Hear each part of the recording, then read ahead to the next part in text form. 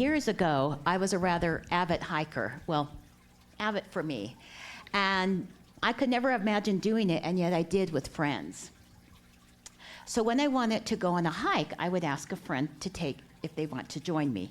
And sometimes I felt like a dog being asked to go for a walk. You know, can you take me for a walk?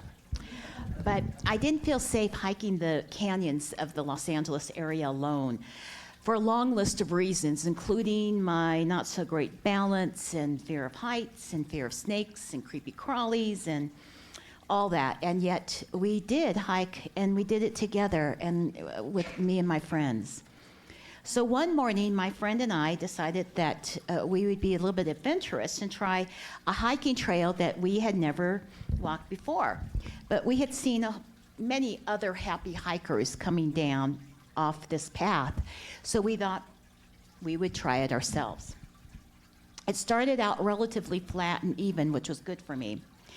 And then it gradually inclined, and it was still without too many ditches or uneven rocky spots to navigate. And then at one point, it made a rather narrow U-turn on a steeper incline. So my friend, who had a better sense of balance than I did, but was still challenged by it, went bravely ahead and led the way. When she saw that the path before us was yet another steeper incline with an even narrower path that turned on itself into a zag, she asked me if we should continue. We both decided that we were up for it, and so onward and upward we went together, holding one another's hands for safety. And doing so, we had the assurance that we could actually do this. So when we reached the end of that zag and saw that there was another zig going up, my friend said, "Sabrina, we're on a switchback trail." Up until then, I didn't know what a switchback was. But here we were, there we were. And she said, "And look how beautiful the view is." I gripped her hand more tightly and continued to look down at the narrow path. And I answered firmly, "No, thank you, I'd rather not. Let's just keep moving." So when we got to the top, we could see that the descent down wasn't so zigzaggy, and with that we breathed a sigh of relief and continued. When we reached the end of that trail and finished the hike, we hugged each other so tight and laughed with delight that we had just accomplished something that we never believed we could have. So when I thought of this a few months ago, I did what I do, and that is I wrote this down in my notebook where I keep potential topics for sermons. Oh, wait, just a moment. Sunday talks. I'm a little bit old-fashioned.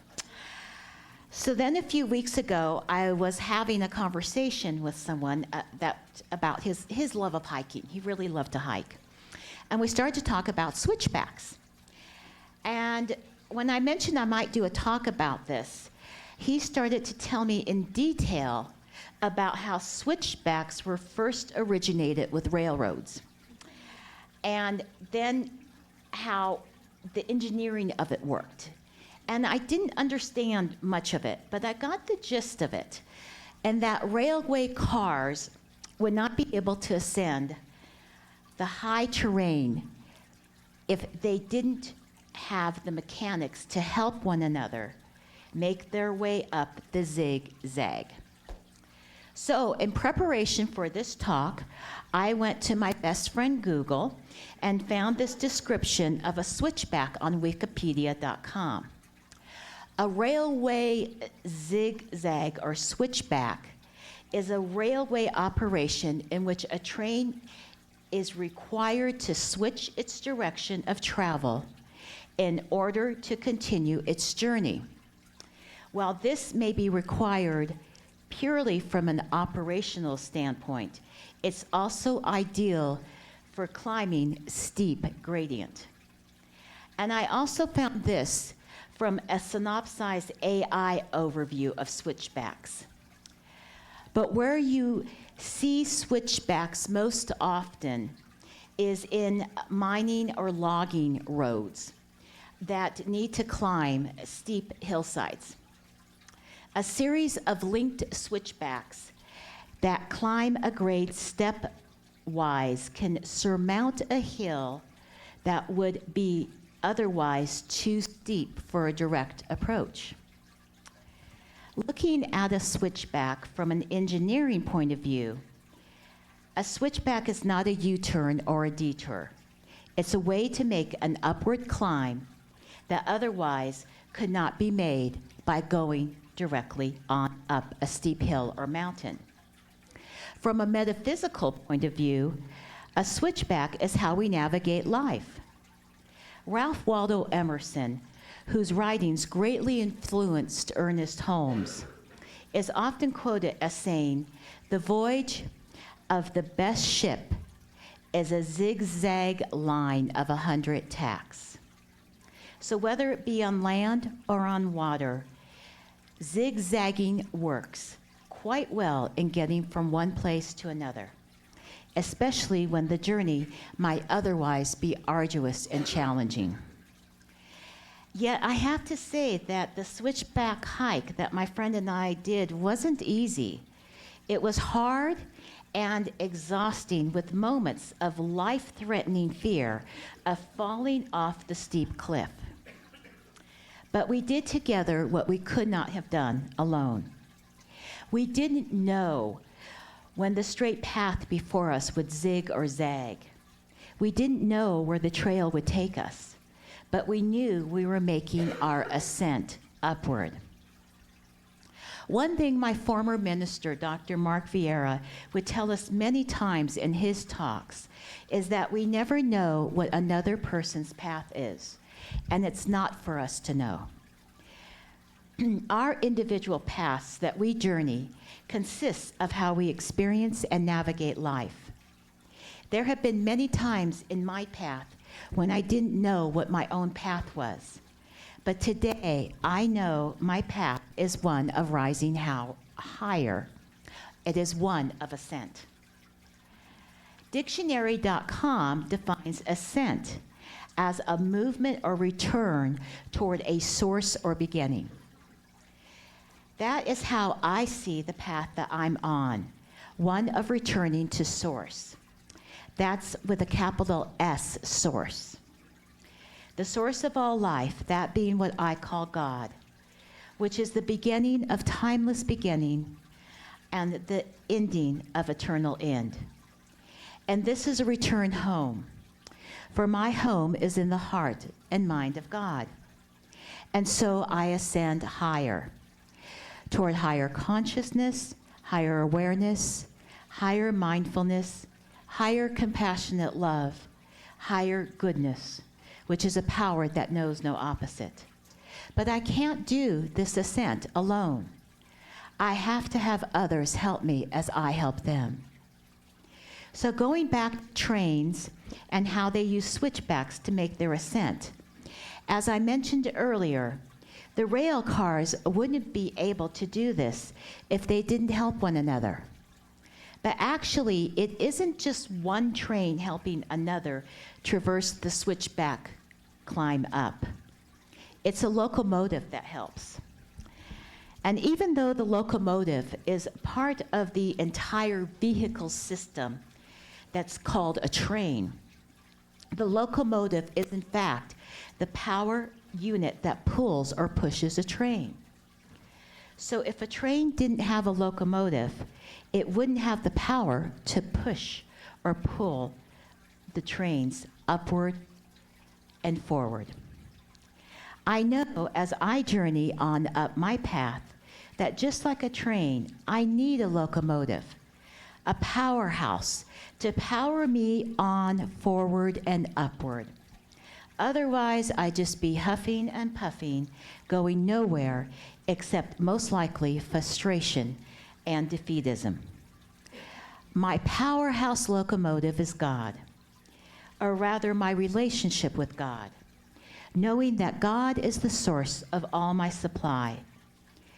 Just as a whole train consists of rail cars and a locomotive located at the front and back of the rail cars, I too am one of these rail cars that is situated between a front and rear locomotive that powers me.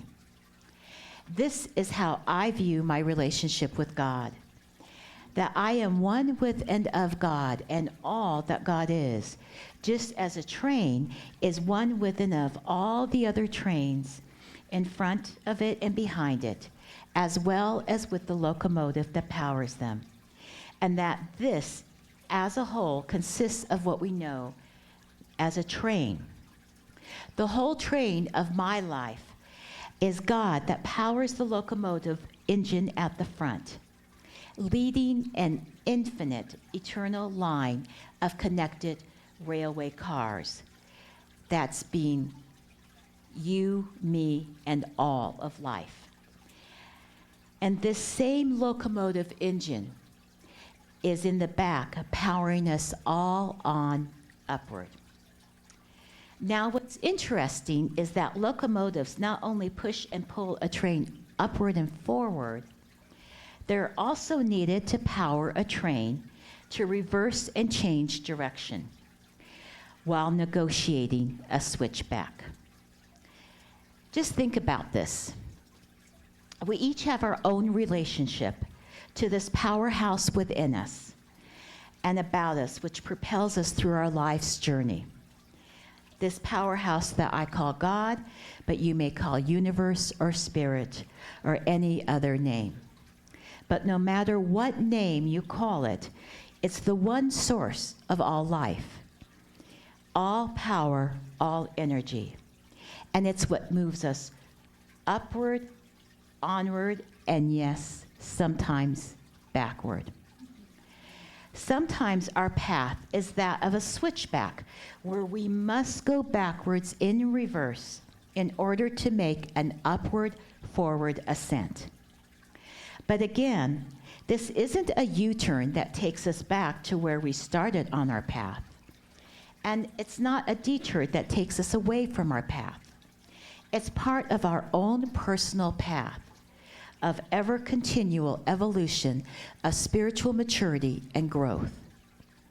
It's this understanding that we can navigate the zigs and zags of our life with grace and gratitude, knowing that even if we don't know exactly where the switchback is taking us, we trust it's to a destination that is towards the ascent of heading to our true home, of living as one with God, as a perfect individualization of God. But in order to have this understanding and apply it to navigating the zigs and zags of our lives so that they don't throw us off balance, so that we can proceed on our path with the poised equanimity and confidence of spirit, we must attend to our spiritual housekeeping. That is our daily practice, a prayer, or what we call treatment or affirmative prayer, meditation, and contemplation such as journaling, as well as engaging with others in sacred service and communion, meaning community such as right here at Center for Spiritual Living Prescott, a beautiful community, and also the community at large. I've had a lot of switchbacks in my life, and some I face with fear and trepidation, and others with a greater degree of trust. And as I continue on my path, I discover that I'm not only becoming more confident of knowing that I can safely navigate any switchback that I may encounter, but at times I may actually stop and pause and take in the view. This is because I know that I'm not alone. I not only have God as my powerhouse within me, as me, and about me, but many times I also have dear friends that not only accompany me, but sometimes even lead the way while holding my hand. One recent switchback was last May when I was on a girls' trip in Palm Springs. On our last day, one of my friends invited us to accompany her on a visit to see a friend of hers who lived in Rancho Mirage. The woman lived in a home full of museum-quality artwork, and her own artwork as well. And she wanted to show us her collection. But I got tired of standing. And so I excused myself and went to go sit down in the living room. And on my way to a chair, I tripped over an area rug. And I felt pain that I had never felt before. I had broken my femur, the largest bone in our bodies. It's also one of the strongest bones. But mine had been compromised due to a number of factors, including complications from a hip replacement 4 years ago that had weakened my femur. I'm still recovering from this injury, yet I know that this backward reversal of my journey is part of a switchback that is helping me rise on up higher and higher into higher goodness. There are many reasons I know this, but one reason is that because this reversal has prompted me into a new relationship with my body temple. When I started physical therapy, I looked at it as just a means to an end to be able to walk without a walker or a cane. But now, a year later, I look forward to my time at the gym or in the pool, finding new ways to move my body so as to build strength, flexibility, balance, and stamina. I also started taking Pilates, which my instructor so eloquently tells me is having a conversation with my body. The other day, a new physical therapist asked me about my history. I told her, well, let's just say up until I started coming to PT, I didn't move my body much at all. And I didn't like moving it, even moving to get some ice cream. Although we laughed, I was serious. Just as I'm serious when I say that I'm grateful for this switchback. It made, and it continues to make my life all the better, all the higher, gooder, and gooder. I told this to the newbie physical therapist that one of the reasons I'm so motivated to do my PT workouts is because of her coworkers. Not only are all the therapists extremely patient and encouraging, but they're also kind and compassionate. They know that when they push me to do more than I've done before, that I most likely will want to take a rest and sit down with a long drink of water. And so they'll pull up a chair and offer me a towel and water. I mean, who wouldn't want to go every day to hear your praises of how great you're doing and then being treated so graciously while sweating buckets? While I was having this conversation with the newbie, the physical therapist who's in charge of my treatment came over to join us. He told her how he remembered me almost a year ago, that first day of his initial evaluation, and how much progress I've made. I said, yeah, and just like I told her, if it weren't for you, for all of you giving me so much encouragement, I wouldn't be here now looking forward to working out and moving my body. I paused for a moment, and then I looked at both of them and said, you know what it really is? What you're really doing for me and everyone here is the aim of my ministry.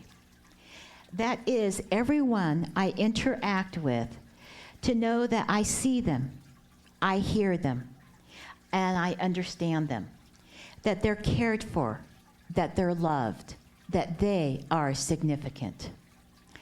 It was almost closing time for the gym, so the music that is usually played throughout the day was turned off, which made the silence all the more thundering, to use Joel Goldsmith's word.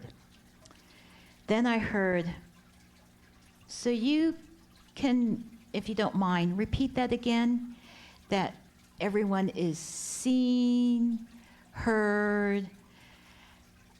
and I repeated it, that everyone feels seen, heard, and understood, to know that they are loved and cared for, and that they are significant. And I said, if this feels a little bit hokey, I understand. When I facilitate groups, I like to ask the group that after someone shares, to say this together out loud to the person who just shared. Many times I get a response of a hushed, and then a rather half-hearted, I see you, I hear you. We laughed at how this can all feel a bit goofy, all at the same time acknowledging its value. As I walked out the door to the parking lot, I thought of how the switchback of falling and breaking my femur opened up a whole new world for me. Not just the fact that I now enjoy physical exercise, but I also enjoy seeing friends at the gym every day who greet me with a high five and call me rock star. But I want to make this clear. This isn't taking life's lemons and making lemonade. There's no added sugar to make this more palpable. It's taking lemons and slicing them open and going back into the flesh and gutting the seed, which is the source of that fruit, and then going back to what nurtured that seed into bloom, and planting the seed back into the soil and going from this source, going back to the source. And with this, it goes on upward into new growth. It's a backward reversal that reignites, recharges, re-energizes the train of life so that it can ascend on up higher. We're all in various stages as we journey along our individual paths in our own boxcars as part of and one with the infinite eternal train of all life, powered by the one omni locomotive that is omnipresent, always present, omnipotent, all powerfully good, omniscient, all lovingly wise. As we do so, we can know that we're all rising on up the ascent together. And switching the switchback metaphor here from trains to hiking, we can make this climb upward while holding one another's hand. Or to put it another way, we're all just walking one another home, as Ron Doss shared so simply. Thank you.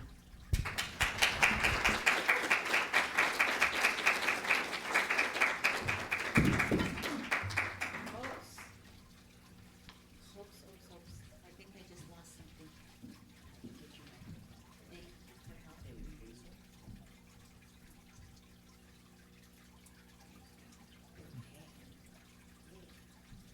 Thank you, Hazel. And with that, we'll just know in prayer that whatever switchback we encounter, we recognize it is all God, and so it is all good. And we recognize in this allness of fullness of God that we are always one with and of God and one with and of each other. And so we're ever so grateful for this journey together, ever so grateful for this beautiful, beautiful community right here, right now, that helps us journey on together, holding each other's hand as we all make our way up the ascent back home together in the mind and heart of God. And so I'm ever so grateful for this most glorious life, divine. I am ever so grateful for this most glorious day, and I am ever so grateful for each and every one of you that make it so. And so it is. Amen.